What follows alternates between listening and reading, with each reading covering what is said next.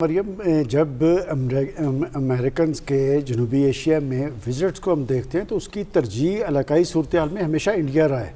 अच्छा। और वो जो महदूद मकासद है वो अफ़गानिस्तान की सूरत हाल है, और अफ़गानिस्तान के अंदर से जिस सूरत हाल के अंदर से वो निकले हैं वो पूरी दुनिया को पता है। और पाकिस्तान को वो जो डू मोर का तर्ज अमल है, अब इस खिते के हालात तब्दील हो चुके हैं और वो अभी भी इस खिते के अंदर अपना कोई रोल चाहते हैं। नविश्ता दीवार वो पढ़ चुके हैं, पत्थर वो चाट चुके हैं और वो अफ़गानिस्तान के अंदर वही सूरत हाल बनाना चाहते हैं जो इराक़ के अंदर और शाम के अंदर। आप देखें क्या दिलचस्प बात है कि जहाँ जहाँ से वो निकलते हैं वहाँ पर इंतशार पैदा होता है, वहाँ पर दाइश हरकत में आ जाती है। आज अफ़गानिस्तान के अंदर ये जो इतना बड़ा वाक़या हुआ है मस्जिद के अंदर, कि ये अफ़गानिस्तान की सूरत हाल भी कोई अमेरिकन हज़म नहीं कर पा रहे। अच्छा। और वजह क्या है? देखिए वजह तो वही है कि अरबों खरबों डॉलर उन्होंने खर्च किए और वहाँ से उन्होंने पत्थर चाट के उन्हें वापस जाना पड़ा। क्या वो ये चाहेंगे कि अफ़गानिस्तान मुस्तहकम मुल्क के तौर पे, एक ज़िम्मेदार मुल्क के तौर पे हो? मैं हमेशा से ये कहता हूँ कि ये ज़िम्मेदारी का चैलेंज जो है ख़ुद तालिबान को कबूल करना है। और पाकिस्तान का मसला क्या है? देखिए पाकिस्तान इनके आने से पहले अभी जो कहा गया कि जी पाकिस्तान पे बुखार, पाकिस्तान पे कोई बुखार नहीं है। अच्छा। दरअसल बुखार उसी पे चढ़ा हुआ है जो आई हैं। और मैं समझता हूँ कि आज खारजा ऑफिस में बहुत अच्छा किया गया है। अच्छा। कि एक डायरेक्टर ने उन्हें रिसीव किया है और पाकिस्तानी प्राइम मिनिस्टर, देखें कॉल्स की है या नहीं की, उन्होंने बाद में ये भी कहा कि जी इसको क्या सराइयों का जरिया ना बनाया जाए। ठीक।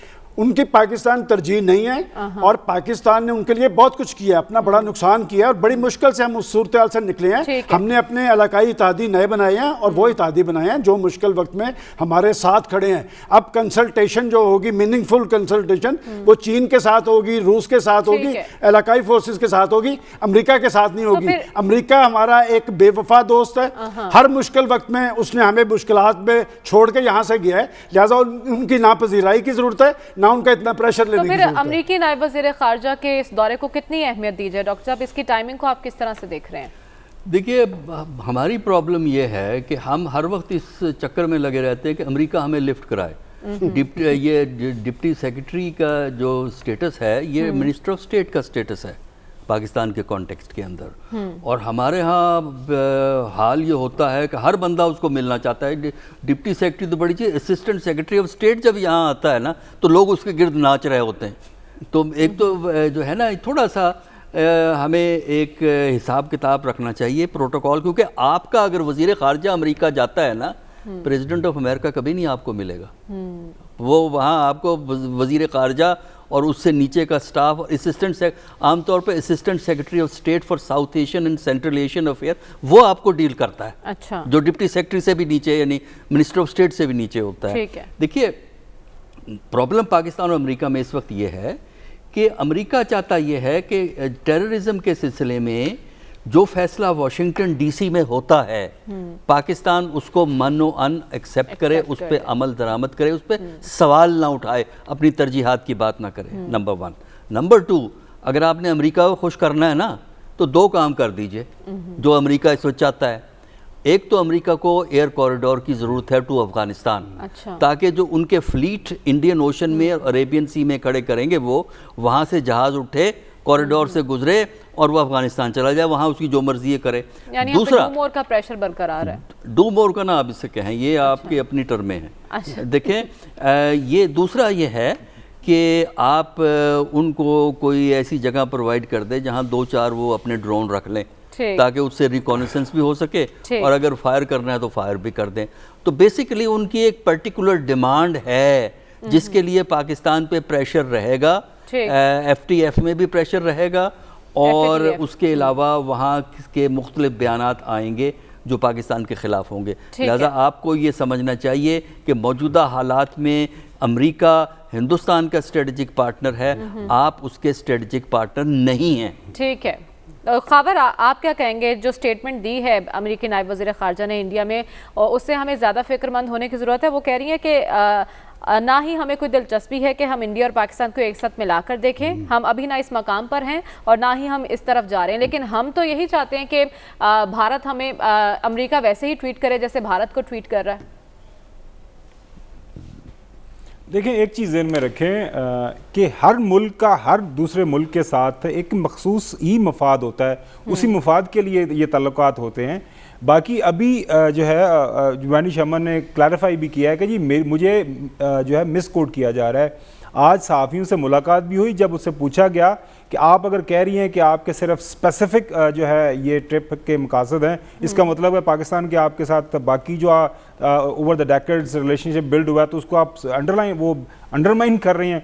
उन्होंने कहा जी आप बिल्कुल मुझे गलत समझ रही हैं, गलत आप ऐसा मत समझें, मैंने ऐसी हरगिज़ बात नहीं की। मौजूदा हालात में चूँकि अफ़गानिस्तान एक बहुत बड़ी तरजीह बनी हुई है और उसी हवाले से बात हो रही है, लेकिन हम हरगिज़ नहीं कह रहे कि पाकिस्तान के साथ हमने जो बाकी जो हमारे ताल्लुकात है उसको हम साइडलाइन कर रहे हैं।